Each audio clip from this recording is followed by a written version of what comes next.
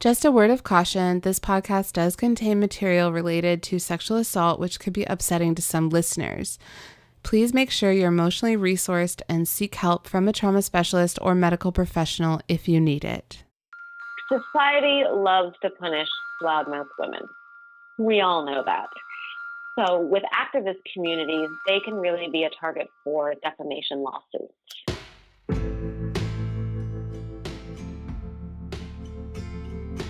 Tell it to me straight, don't leave out a word, don't leave out anything you think I should have heard. Hi, and welcome to Slut or Nut, the podcast. I'm Kelly Shoker, and I'm the director of Slut or Nut, The Diary of a Rape Trial, which is a feature-length documentary film exploring what it is like to report rape and following activist Mandy Gray as she fights to change how victims of sexual assault are treated by the criminal justice system. You can also find the show notes related to this episode on our site and more episodes of Slut or Nut, the podcast on Apple Podcasts, Spotify, Stitcher, and on our website at www.slutornut.ca.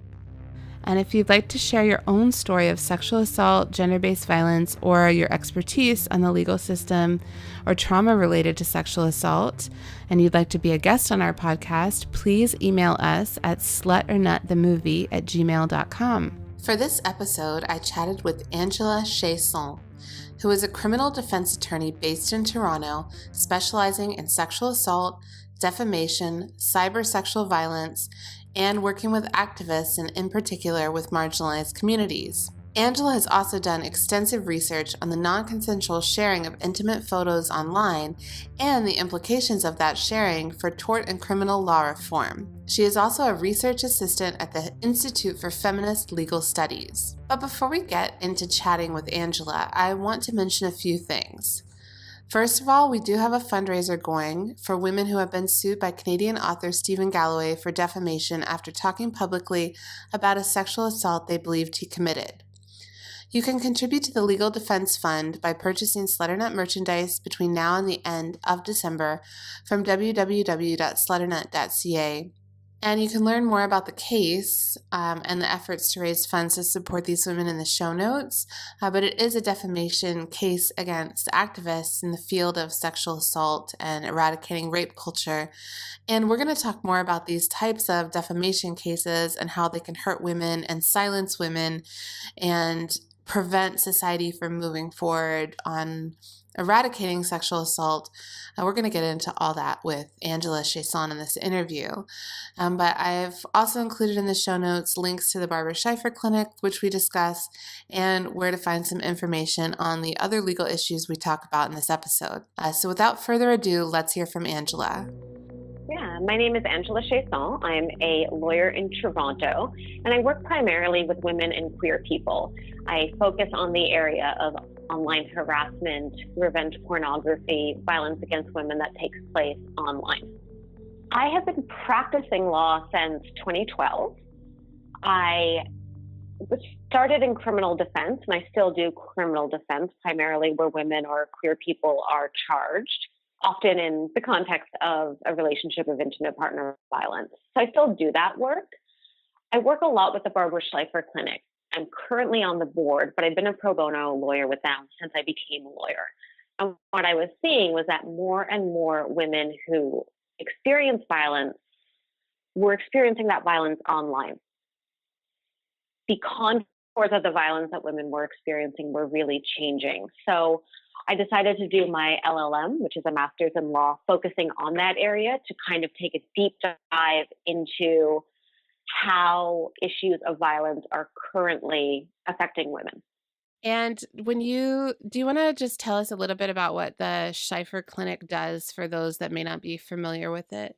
So the Barbara Schieffer Commemorative Clinic is a legal clinic in Toronto. It is extremely unique in that it offers counseling and legal service, as well as translation and interpretive service to women who experience violence. We've seen a huge uptick in demand for services in the Me Too era. So I'll give you an example. Last year, demand for our services went up 84% as a result of women coming forward about the violence they were experiencing. And of course, our funding had only went up 1%. So It's Wow. an excellent clinic. It's amazing, but it is constantly underfunded, as we see with most resources tackling issues of violence against women. Wow, that's a crazy increase. Do you think that's because of just women feeling so much more comfortable about coming forward, or I don't think that it is. I know that it is because that's what the women are telling us when they seek out the clinic services. And if you also look at the timing of when that was happening, it was exactly post the Me Too movement. do you think the justice system is responding to this increase or in a positive way, or things are kind of getting worse because it's so bogged down? The justice system, especially the criminal justice system, is constantly bogged down. It is constantly overwhelmed and underfunded. What we're also seeing is that with more and more women coming forward to police about issues that they're experiencing, either in their intimate relationships or otherwise, where charges are actually laid, which we know there is a problem with that with police services, women don't have a great understanding of what they are doing when they go to the police, in the sense that they're going to be a witness, they're not going to be a party. So they won't have their own lawyer unless they retain private legal counsel. The Crown is not their lawyer. It's the Crown and the police who make decisions about their case, sometimes without consulting the complainant or the victim or the survivor. So women don't have a great understanding about what they're getting into when they go to the police with allegations. And that's a problem. That's something that we need to fix. I completely agree. And that's one of the things where we try to drive home in the documentary film Slut or Nut is letting women know about that relationship and how that system works and how they relate to the Crown and also what to expect from the police. But I agree, it can be a very rude awakening. I had that experience myself when I reported an incident to law enforcement. So I'm really happy that you're out there No, I'm working to sorry that you combat went through that. that. Oh, I'm thank sorry that you you. went through that. That's awful. It's probably a small constellation, but I have a lot of clients who are lawyers themselves, right? They don't practice criminal law, but they're real estate lawyers, they're corporate lawyers. And they've come to me being shocked at their treatment by the criminal justice system. Well, that just goes to show it affects everyone from, no matter how educated you are to where you are in life. It's basically a frustrating system, it seems like, for almost everybody. But from your end, then, do you provide information? You provide information to the women that come into the clinic and kind of help educate them, but you also work in private practice and do like as a privately hired lawyer to help people, or are you uh, representing people in criminal cases? Like, do you want to tell me a little bit more about your specific role? Absolutely. I am a private lawyer in private practice. I represent women in criminal cases quite frequently, either as complainants, as that people who go to the police with allegations. That's the legal term, although we certainly can prefer the term survivor. So I will represent them at, for example, a third-party records application. So it's often the case in criminal matters that the accused will try to get your personal records, so medical records, counseling records. And this, of course, really affects women who are poor, women who are non-white, women who are from other marginalized communities, because we tend to over-document marginalized communities. So, easy example, you're in community housing. You're going to have a huge amount of documentation related to your application, the process by which you go through to get community housing, all of that stuff. So poor women, marginalized women tend to be over-documented. So they're more vulnerable to third-party records applications. So I'll go to court for them and argue against the handing over of their records to the accused, to assist the accused with a criminal case. How common do you think it is that defense attorneys seek out those third-party records? Because certainly the case that I'm like all the cases actually that I'm familiar with that happened, has that become, but it seems so terrible. Like as an outsider, I'm like, why do they keep doing this? Has that become like just so common a practice that it's like checking off a box? Like they're like, okay, time to do the third-party record application. Like, what should women expect that this is going to happen, or is this like a rarity, or like how common is it? It is very common. I often give advice to women before they enter into the criminal system or when they're choosing between civil court, criminal court, family court, criminal injuries compensation board, when they're weighing their legal options. So when I give them advice about going to the police and entering into the criminal justice system, it's something that I always flag for them. It is very common. And it's also defense counsel vigorously defending their client, which they have an obligation to do. I'm acting in the best interest of their client. So I certainly don't fault defense counsel for doing it. And it is very common, very commonly done. Okay.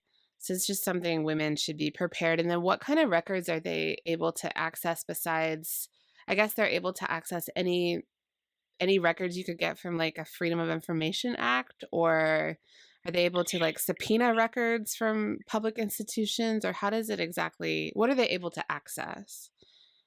The Freedom of Information Act only covers your interactions with government entities.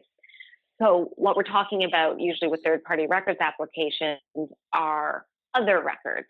So private records, medical records, counseling records, community housing records, school records, Children's Aid Society records, things of that nature. So those records are subpoenaed to court. They're put under seal, and then there's an application for whether or not they should be on seal and redacted in any way and or given to the defendant. Wow. And can it go back in throughout all of time? Like, could they get records from when you were a child in like foster care, say? Certainly. But they do have to prove that it's relevant. So I don't want to instill fear in anybody who may want to go to the police. It is something to be aware of. It's not that they can just subpoena the records and get every piece of paper that has ever documented any aspect of your life. They do have to prove to a judge that those records are relevant to the case before the court. And it is an onerous process. They do have to satisfy a judge of the legal test. So it's not just that all of your records are going to be subpoenaed to court and then entered into the public record. It's not quite that bad. That women need to be aware these records can be subpoenaed, they can be released to the defense, and they can then be entered into the public record. Okay, good to know. And sorry, not to get hung up on this, but I'm fascinated. I'm fascinated to see it from like an insider perspective and not just me in the courtroom watching. So what is the most common thing that they're seeking out in these records? Is it usually medical records to try and show that the woman is, on medication or unstable, or like what's the most common strategy with using these records? The most commonly subpoenaed records, the most common records that are subject of a third-party records application are records that document the allegations, because the whole point of cross-examination and what the defense is going to try to do is to try to create inconsistencies. So the more times you've told your story, the more time the narrative is recorded, the more likely it is that there's inconsistencies. So it was half an hour later, it was 35 minutes later. I'm not sure how much later it was. Things like that, things that the defense can use to suggest that you don't have a good memory of what happened, such that you shouldn't be believed. So if you are, for example, a child who told their principal about abuse, and that's what caused the police to be called, the defense is likely to try to get those school records, which of course can contain a lot more information. They contain vaccination records, they can contain records of disciplinary action taken against you by the school, behavioral problems, psychological reports. School records, it sounds sort of innocuous, but the privacy interest can be really high. So if you've told your story also to a family doctor or an emergency room nurse or anything like that, the defense is likely to try to get access to those records. Okay, they're taking someone's notes on what you said as you're reporting, but it's like, no, there's another person reporting at the same time. Whoever took those notes could have also notated them incorrectly, could have summarized incorrectly. So to me, it's bizarre that I guess the judges have to weigh if they think it's something that would hold up in court against either for or against the case. But it does puzzle me that like they would be taken as like a reference of your memory if somebody else is documenting it, and it's like it's their memory too. And that's a hearsay issue that the judge would deal with. So just because you get production of the records, just because the judge says, okay, you can have these records, it doesn't make them admissible. It doesn't mean that they're automatically going to be entered at trial. They're going to have an uphill battle getting in any hearsay records as well. Right. And the judge will decide what gets entered in at all, if anything. If anything. As we gain awareness, like you said, with the Me Too movement, more people are coming forward. I think more women are knowing other women that are reporting. And so, you're learning about these cases because the cases are in the news all of a sudden, and you may know somebody personally who's reported their sexual assault. And it seems like the other thing that people are really afraid of, or not afraid of, but the other thing to take into consideration is it's social media. And I know you deal a lot with the online and digital world in these cases. What do you want to talk about social media and how it's impacting women in sexual assault and in cases, and the kind of work that you've done in that area? If you go to any lawyer's office and there's any sort of legal action, whether that's civil or criminal or family, their initial advice to you is going to be get off social media. Don't post anything. Go silent. Anything that you say online is going to be logged by the other side and potentially used against you. So don't say anything. That's always the legal advice. And lawyers are really worst case scenario practitioners. They really are always thinking 10 steps down the line about the worst thing that could happen and cautioning you against that result. That can be really frustrating to people involved in the legal system, again, potentially against their will, if criminal charges are brought or if they're being sued or something like that, because we're all living online now. And there's an activist piece that goes to online communities. So it can be very, very frustrating to women who are involved in the legal system to say, what? Like, I'm not getting offline. This is a huge part of my community, especially for, queer and trans women or women of marginalized communities who, for whom that online presence is really important and that online community is really important. So that's a big issue that women face. They may also want to take a more political stance against let's use your example of a sexual assault. They may actually want to report what that's like. They may want to report their experiences, and they may not want to wait until after the conclusion of the legal action to do so. So we see that a lot more with women,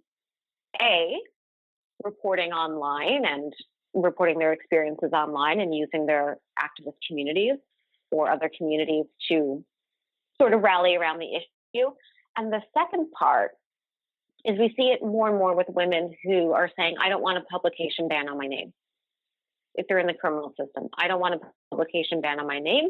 I want people to be able to report on this, report on what's happening to me, and for me to be able to tell my own story. So many people use social media professionally that to just go completely off your social media could be like decimating to your career choice or to your income. It's just simply not an option sometimes for people to just kind of like delete their Twitter or like get off Facebook or whatever for even professional, let alone personal reasons. One of the cases that I was kind of observing, they went back like years into her Twitter and found links that she posted that were like, some feminist stuff. And then you kind of went and said, well, this person has like a feminist agenda. She knows what to do. She's out to get this guy as like a revenge tactic, just based on these like feminist links that she had posted on Twitter. Oh no, not a feminist agenda. I know, exactly. Like, who would want to have that in this day and age? Well, I certainly hope that argument didn't get much traction in court. Well, the person was not convicted, but we don't know, you can't say what one piece caused that to happen. The not getting convicted is obviously a pretty common situation. And you said that you were also dealing with cases involving online stalking or internet, what is revenge porn, or do you get involved in that kind of stuff? I do. I hate the term revenge porn, but it is very much a shortcut. Everybody knows what we're talking about. If somebody can come up with a different term that's just as catchy to refer to that sort of online abuse, I would be very grateful for that. It's problematic. It's not always revenge. And of course, it's not pornography. So problematic term, but what we're talking about is the non-consensual sharing of intimate images. Yeah, actually, let's flesh that out a little bit, because I just threw that term out as a summary, and I haven't thought about much about that area. But wasn't it recently, or like last year, they ruled in the favor of the woman in a case in Canada, and it became precedent setting. You know the case that I'm talking about? I do, but I have some disappointing news. Oh no, don't tell me. You're talking about the Jane Doe versus ND case. So that case was, you're right, very precedent setting. It for the first time recognized a civil action, so a legal action against revenge pornography, against the non-consensual sharing of images online.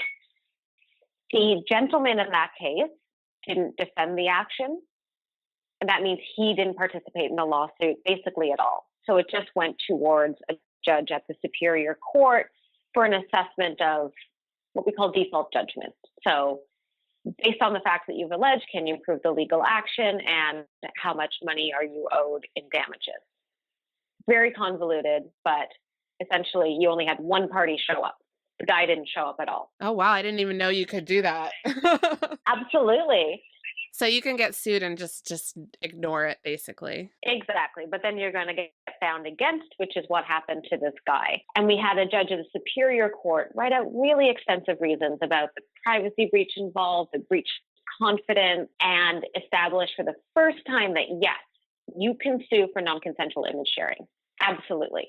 You can. That's available to you. We didn't know that before. Here's the bad news. The gentleman, and I'm using that term quite loosely, in that case, found out that he now owed his former partner a lot of money. And so he brought a motion to say, wait, well, I didn't participate in the lawsuit. I really regret that now. Can I participate in the lawsuit? Can we do the whole thing again? Can we start again, please? The decision on that is under seal, so we don't quite know why the Superior Court granted that request, but they did. They did. So the whole case is starting again. So he gets a do-over. He gets a do-over. And of course, that's always a question that I have about law and legal action. Who benefits and who loses? Yeah, because she doesn't get a do-over to not have people ever see her naked picture or whatever it was. Why does he get a do-over? Absolutely. And now the onus is on her to go over and start again. So now it's been, and I'm just throwing this number out there, I believe it's a roundabout figure.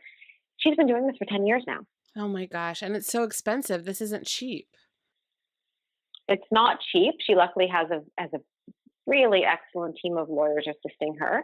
I, of course, don't know details of their financial involvement, but the finances, I think, are the least pressing issue. The pressing issue is this woman has been in this system trying to change things and trying to get some sort of legal remedy for almost a decade. And the onus is on her now to do it all over again, tell her story again, go through the stress of being in the civil process again, still have this present in her life as a cloud hanging over her. So I would certainly applaud her. I think that her stamina and her willingness to keep going is amazing, but it shouldn't be on her to do that, not on her as an individual. Yeah, I completely agree. That's really upsetting. And it doesn't set a good example for other women or men or anybody, trans person who might want to address this issue. in a legal fashion, because it's so common. These things happen all the time. And not to use the word revenge porn again, but if just to make sure everybody knows what we're talking about, do you want to throw out like a couple of examples of what might fall under that legal category of like sharing things? Like, what kind of thing? It could be video, could be images, could it be, I don't know, what else would fall under this? And The most what word would common you like to use? Like, what should the new term be for this? in my research, I use online sexual violence or online abuse. And I use that term advisedly because women very much experience the sharing of their images as violence, as abuse. They experience it the same as an assault.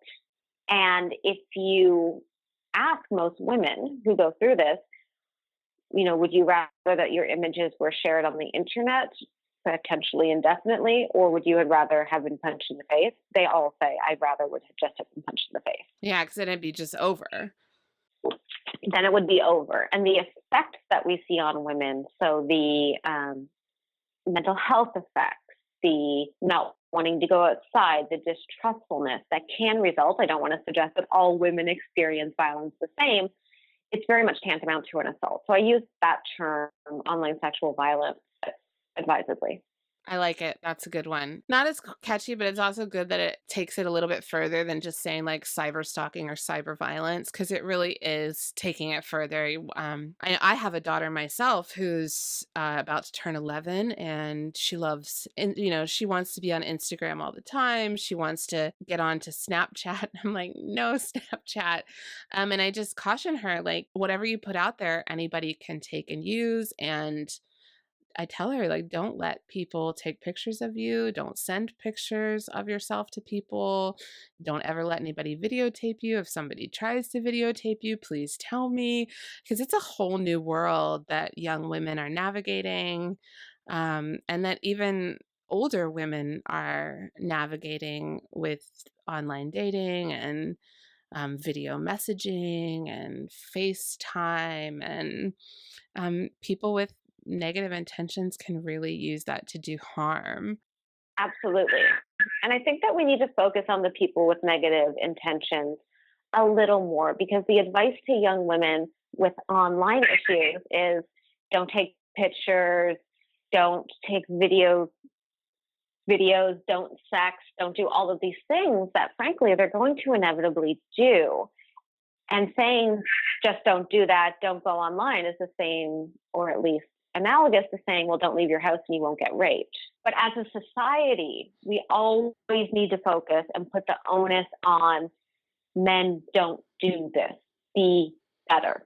And of course, you said that your daughter's 11, which is really young.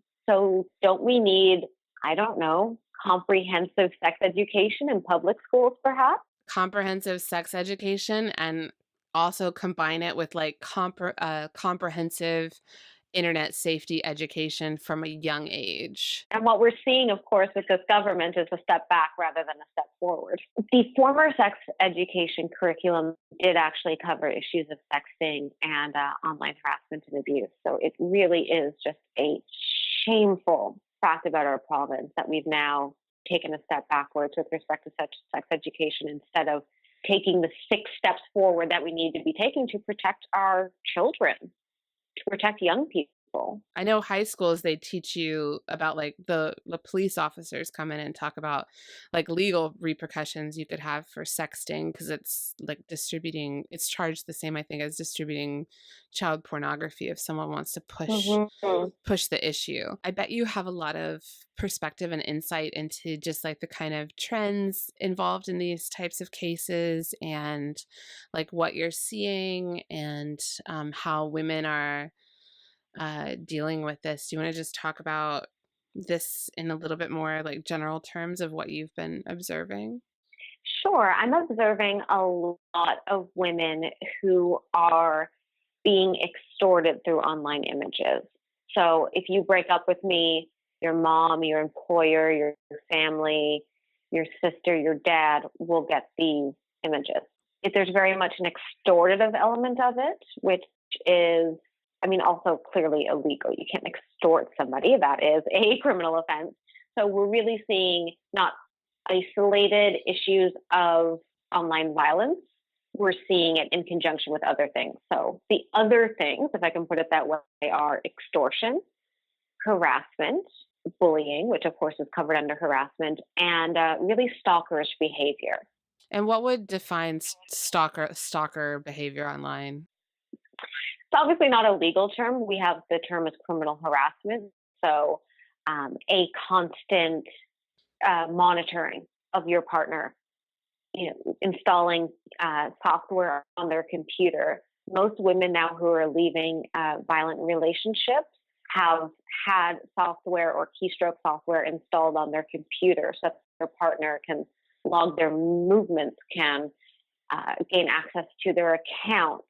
There's that real controlling behavior that can happen with online abuse, especially because it's not just following the person from work to the yoga studio to home. They can follow them online and everything that they're writing and logging into online. So it really provides another dimension of the kind of control that we see in controlling individuals. Oh my gosh, that's terrifying. I'd never thought about this. My advice to women who are leaving violent relationships is always get new software.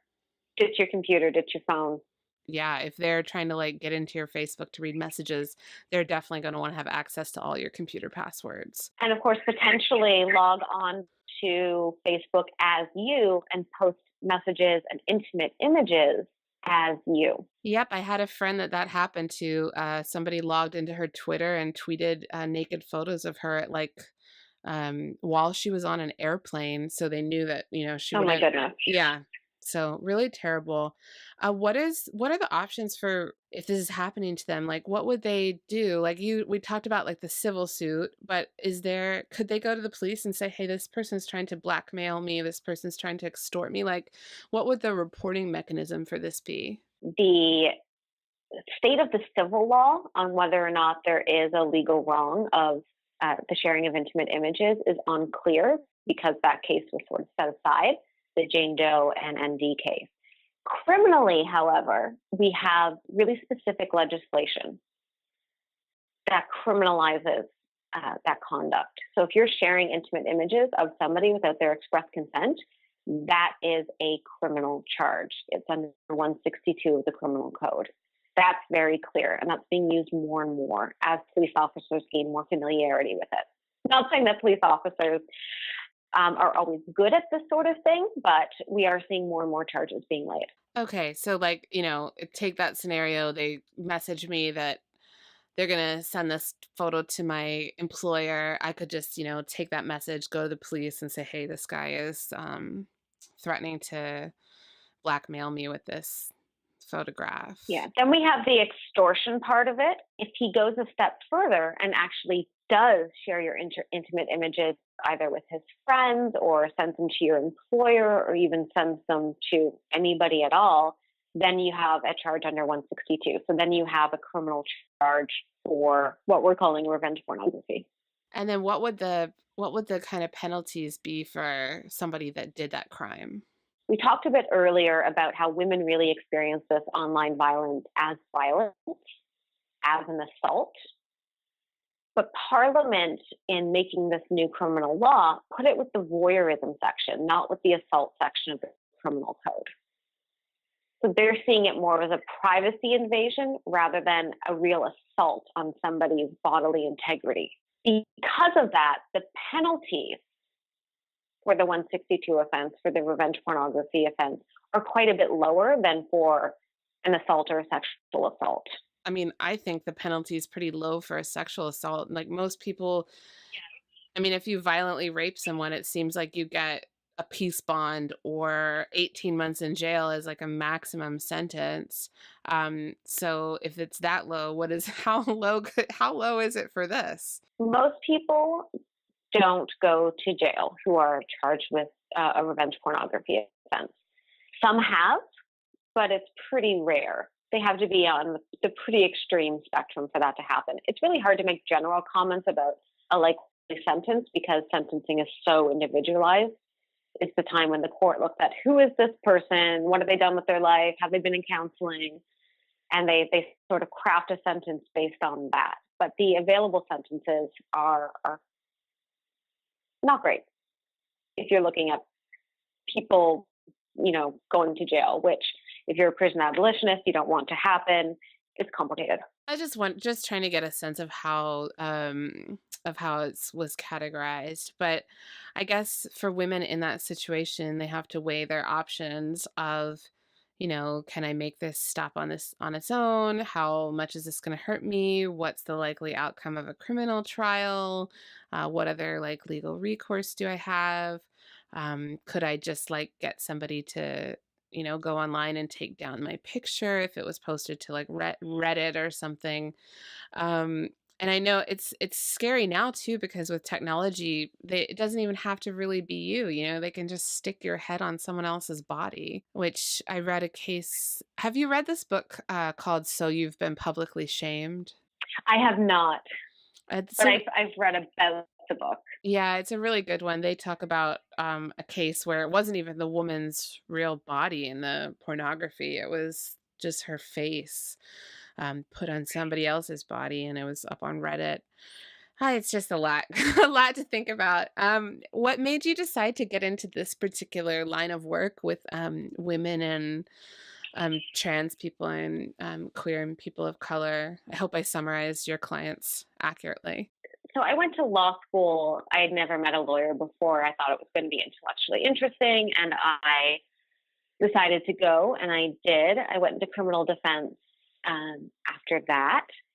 But because of my work as a feminist, because of my work as a feminist activist and working with women who have experienced violence, I started taking on more and more of those clients. I'm also a queer woman, so a lot of my referrals come from that community because I'm a part of that community. And so people are really comfortable referring sexual minorities to me because they know that I'm going to treat them well and understand them and understand the contours of queer relationships more than potentially some other lawyers. You also have the fact that people who are trans or people who have non-normative bodies, whether they're binary or masculine of center or what have you, they're at a greater risk for online abuse and violence because people threaten to out them as trans if they're passing as trans or as non-binary. So people with non-normative bodies are very much at a greater risk for this kind of behavior than people with more socially acceptable or socially normalized bodies, if I can put it that way. Right. It's like the old case of, I'm going to tell everybody that you're gay. Exactly. It's a new frontier of that. But I have to say, I'm very privileged to do this kind of work. Law can be a really difficult field to practice in, particularly as a woman and particularly as a queer woman or any other sort of minority. It can be challenging because it's such an old system with a lot of hierarchy sort of assumed into the legal system. It can be challenging, but I'm so lucky to do this kind of work. I adore going to work. I adore my clients. I feel very lucky to do the work. It's a privilege for me, and it's a privilege to work with women who are brave enough to come forward about this behavior. Yes, and we're so glad you're out there doing it. It's a great service that not everybody has the skill to help. And I know you work a lot with activists. Do you want to talk about how activism and criminal justice intersect in your experience? The criminal justice piece, of course, is if you're doing a large-scale protest, for example, you're counter-protesting a men's rights activist gathering, you need to have a lawyer on hand in case you get arrested, in case the police start harassing you, or in case things get out of hand. Society loves to punish loudmouth women. We all know that.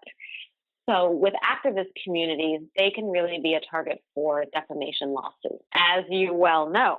So I do a lot of work with those communities, not just after there's been an allegation of defamation, libel, or slander, but in, for example, crafting press releases, crafting statements for websites that activist communities are running. I can work with them to, as much as possible, insulate them against defamation lawsuits. that they may encounter in their activist work. So that's one piece of it. Let's just get a general, like, what is defamation? What is slander? What is libel? And is it, how can it be thrown back at women who are doing this kind of feminist work? Defamation is the legal term that describes, a statement that you feel is untrue and which harms your reputation. There's two branches of it: libel, which is written defamation, and slander, which is spoken defamation. So if you tweet something about somebody, that would be libel because the defamation is written down. If you give a speech and you call somebody out, that would be slander because it's spoken out loud. And it's really, really interesting to me about how the law is treating allegedly defamatory tweets. Is it legally correct that defamatory tweets be treated the same way as the law treats printed defamation? Because Twitter's such a casual platform, right? Nobody goes into the Globe and Mail or the Toronto Star and drunk publishes something, but they may well be out with their friends and drunk publish 140 characters or not think about it in the same way. Obviously not have a lawyer to look it over. So our defamation law has grown up around a very specific scenario, which has been newspapers publishing things, not your Aunt Susan publishing things online after a glass of wine. Right. And it's also like, I feel like Twitter is such a place for parody and satire. And how do you draw the line between, and also casual conversation. Like I might just tweet at my friend and be like, did you see this case? This guy is such a creep. Now, have I defamed that person that I tweeted about, or did I just have a conversation with my friend? You published it. That's how the law considers. So I guess, correct. So I'm sure you have heard of this, gosh, now I'm afraid to even talk about it if I don't want to slander anyone. Well, but that's the point, right? One could assume that that's part of the point of lawsuits against women who speak out about sexual assault, that there is a silencing effect that the plaintiff is very aware of and seeks to use. Has there been a case where the woman was convicted of defamation after talking about a sexual assault and the accused took her to, it's civil, the defamation is civil, correct? Correct. So I'm sure have there been settlements where women who had accused somebody of sexual assault then got sued for defamation and had to financially compensate the person that may have sexually assaulted them? Yes. Do you want to talk about how that kind of case would flesh out? Well, you have a variety of defenses when you say something that is defamatory. So, for example, this person is a rapist. That's absolutely defamatory because people in society don't think highly of rapists. Calling somebody a rapist would damage their community or damage their standing in the community. But of course, you have a number of defenses. This is not legal advice. I am not giving any sort of legal advice. I'm speaking very general and giving some information, just so we're clear. Yeah.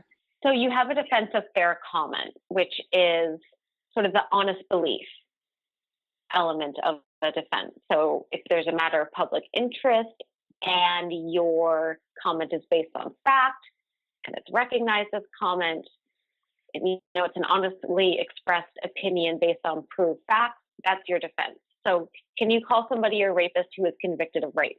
Yes, that's a fair comment because it's an honestly expressed opinion on proved facts. The conviction is the proved fact. Right. Right? But if you call somebody if you talk about somebody who raped you and then they are acquitted in the criminal trial, are you liable for like past defamation after the fact? Like, can it be retroactive? If you're talking about if you're talking about something that happened to you, that brings me to the second defense, right? Which is a bona fide belief in truth. Like, is it true? Is it true? Did you take steps to verify the allegations? Did you get the other side of the story? So if you say, and again, this is just really general legal information, if you say, this person raped me and they were acquitted in criminal court. I see. Okay, that's very different. Or you might say, this person raped me and now they're the president of the United States. Or this person raped me and now they're on the Supreme Court of the United States. So that would be your honest belief. Again, it would depend on exactly what you say and how you say it. So defamation is really tricky because I've done defamation trials where the judge will want you to go through every single word and say whether that specific word is defamatory. You really parse the language. So the words that you use are extremely important, and how you construct the sentences are extremely important should the matter go to court. It's impossible to say this is defamatory, this is not in general terms. It's all about the specifics. Right. I think what's going to be interesting for defamation laws, where we're seeing the backlash to women who are making accusations, and I'm thinking specifically of the shitty media men list in the United States, where the person who created that is now being sued for defamation. But what's interesting is we have, since time immemorial, had whisper networks, right, where women warn other women about men who have problematic behavior, whether in the workplace or out of it. But those whisper networks really privilege women who come from positions of power. So, I know that this judge is a creep because my dad is also a creep, my dad is also a judge, and he has that reputation. So you should, be wary about applying for clerkships from this person, for example. Well, if your parents aren't in the legal community, you might not be aware of the reputation of the whisper network. So then you apply for a clerkship with that judge, and it doesn't go very well. Things like that. So there is a defense of what's called qualified privilege.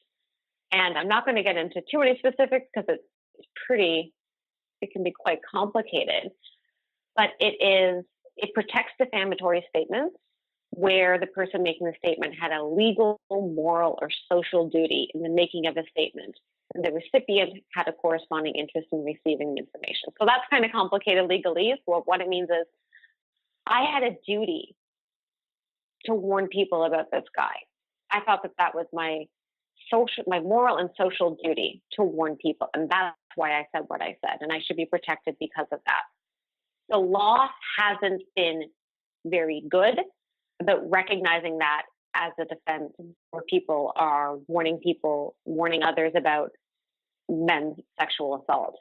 So I think what the law is really going to have to grapple with now that we're seeing the backlash and we're seeing defamation suits being brought against women who make these comments is, can qualified privilege attach to those statements? And I think that's going to be an interesting development to watch. Unfortunately, we talked earlier about who benefits, who fails. The onus is really going to be on the individual women to take on that legal work and at their own personal and financial expense.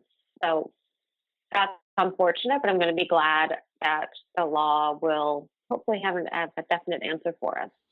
And it just seems like it's always the onus is always on the women to do this. And I'm like, when is the onus on the state? Like, isn't the state supposed to be in charge of protecting citizens from crime? I'm like, why does it always seem like it's the victim that's the onus is on the survivor, the onus is on the victim? Go back to the case of Jane Doe versus ND, the woman who has spent so many years litigating to get revenge pornography recognized as a civil wrong, as an invasion of privacy that you can get damages for. She's done all that with a team of lawyers. But the state, the legislature could just step in and legislate the issue away, take the onus off the individual woman, make it clear in law that this behavior is a legal wrong that will be compensated. They could do that. They haven't done that. They've chosen not to do that. And it's really a shame. It seems so clear cut. Like, obviously, it's going to damage your reputation if somebody releases a sex tape about you. Do you see another instance where you would want the state to kind of pass some legislature that hasn't been passed that you see in your line of work? Well, we did see it with the criminal law, fortunately. We did see that the state did step in and amended the criminal code to make revenge pornography a criminal wrong. They need to do it with civil law as well. There are so many issues the state could just tackle: pay inequity, the wage gap, sexual assault on campuses. All of these things could be dealt with through legislation. And despite hearing that we have a feminist federal government, we haven't seen a lot of action on that front. We need more. And that's only going to be solved when women run for office, when women get elected, when women tackle these issues themselves, because we have been waiting for other people to tackle them for us, and we're still waiting. Yep. You need to take the matter into your own hands and get involved civically, get involved politically. Yes, because it seems a lot less risky to try to pass legislation than just even to report a single sexual assault. Just going a bit further, what kind of legislation do you think would really help the sexual assault epidemic on campuses? That is a great question. I think that I do. And I think it's difficult because, the regulation of universities is something that's pretty fraught in law because of their independence and things like that. I think that women who report sexual assaults on campus should be entitled to legal counsel.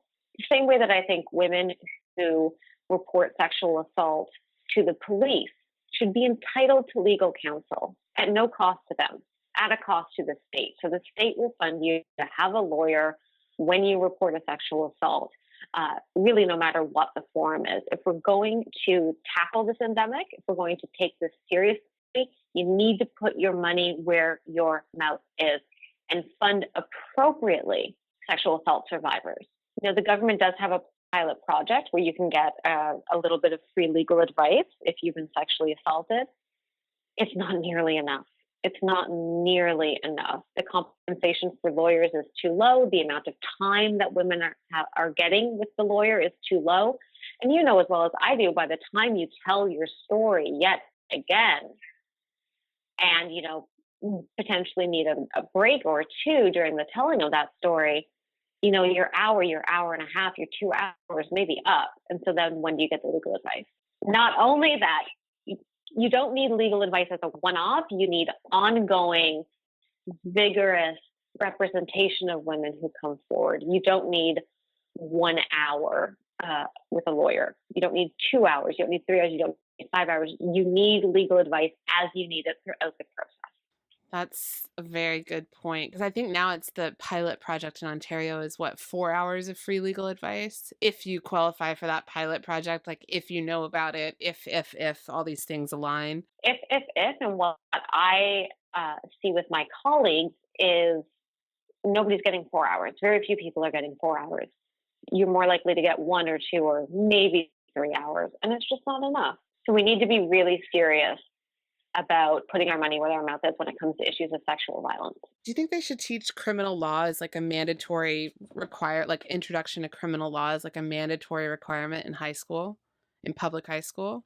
No, that sounds awful. I would have hated that in high school. I'm just wondering, because I feel like young people are coming out and they're not educated about how the legal system works. And then if they ever have to engage with it, it's difficult. Here's what I want. I want a legislative, comprehensive sex education, starting when children go to school and learn about everything else. They need to be learning about sex and gender and consent. They need to be learning about consent from a really young age. That needs to happen. That's something that the government at all levels has the power to do. That has to be done. We have to talk about consent more. We have to talk about it with our boys and our male-identified people from a really young age. And we also do need a civic part where people talk about police and police powers. This happens as sort of a whisper network in the Black and Brown community. The police are not necessarily our friend, that the police have failings. And so when you interact with a police officer, you need to be aware of those power dynamics, and you need to be aware of the gender dynamics of those interactions. So we need a lot of education.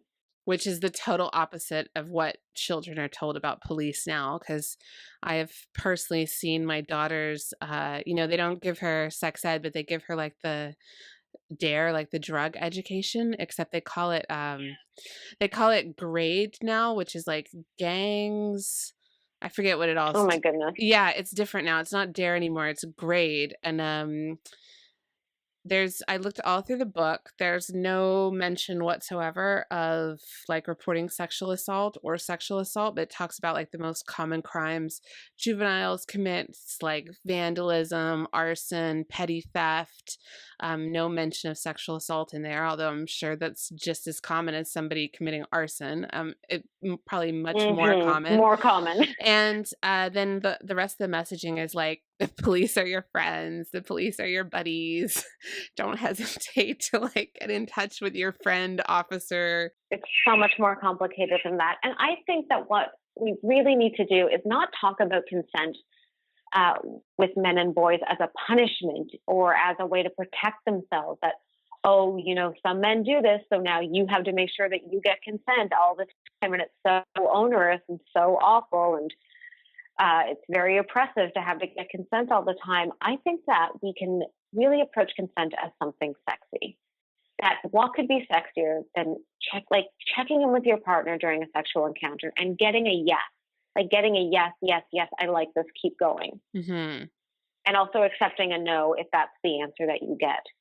So why are we always teaching consent as something that's so onerous and that's being, implemented as a requirement to punish men and boys? It's so silly. It's not useful. And I think that needs to change. I think that education is the way to do that. That's interesting. I hadn't thought about it from that perspective. And yeah, I was like, your knee-jerk reaction is to be like, if you do this, you're going to go to jail, which is certainly like punitive focus. Like even when you were talking about the sharing the online sexual abuse. And I was thinking, okay, I just told my daughter basically the same thing as like, don't wear a short skirt. I'm like, don't take pictures of yourself. But I was thinking, what if I had a son, what would I say? Which is, I also hate relating this to like daughters and sons. I don't know why I'm doing this, but it's just, I guess what advice would I give young men? And my first thought was, if you do this, you're going to go to jail. It's extortion. It's a crime. Yeah, we should be focusing also on like, positive engagement of consent with your partner and, having discussions around like the use of imagery with your partner and like boundaries, or not your partner, whoever you're with. But yeah, I don't know why I even myself, I jumped to the punitive. I think what could be better is that we really do need more men to step up, because here's the thing about misogyny. The premise of it is that you don't listen to women. So I can go on a podcast, or I can speak on a panel, or I can speak to CBC and say all these things until I'm blue in the face. But men who don't listen to women aren't going to listen to me. So maybe men need to be having these conversations privately and publicly. I really encourage men to see that as their obligation and their privilege. Well, I really appreciate you talking to me. I don't want to take up all your time because we've been at an hour, but it went by so fast because I learned so much. If somebody did want to get in touch for legal help, you would recommend, if they're in Toronto, to seek out the Chaisson Clinic. Is there some kind of national body that could give information or help people curious about this subject that you would know about? Not that I'm aware of. Okay, but maybe the Chaisson Clinic is like a good place to start if somebody wants to learn more. It's a great place to start if you are a woman who's experiencing violence, who's potentially leaving a violent relationship, who needs counseling, who needs legal services. The work that they do is just extraordinary. Awesome. Well, thank you so much. And of course, anybody who would like to consider a donation to the clinic, given the 84% increase in demand for services over the past year and the 1% increase in funding, we'd be very grateful for that as well. Very good point. And I will put that link in our show notes and let people know how they can get in touch with the clinic and how they can make that donation. And again, I really appreciate your time and all that you've shared with us, and also your work in general. Thank you. Thanks for having me. Take care. Bye. Bye.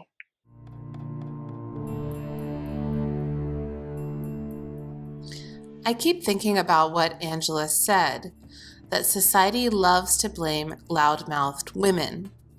Yet it certainly doesn't seem like society loves to blame men who commit sexual assault or rape. I just want to restate that in different terms one more time. Society loves to punish outspoken women. Society loves to protect the reputation of men. We also love to blame women for not reporting sexual assault. But why didn't she go to the police? Has become a chorus in the media and on social media in the pre- and post-Me Too era. Well, in an age where all your private records can be discussed in open court, where your social media will be picked apart by lawyers, and your financial security jeopardized by defamation lawsuits filed by your abuser or rapist, my question would be, why on earth would you report? Why would anyone risk going through that? But the answer is brave women do. And why do we do it? We do it because we want a better collective good. We don't want anyone else to be violently assaulted by the person who assaulted us. Still, with the personal risk to ourselves and the low conviction rate, I have to ask again, isn't there any other way?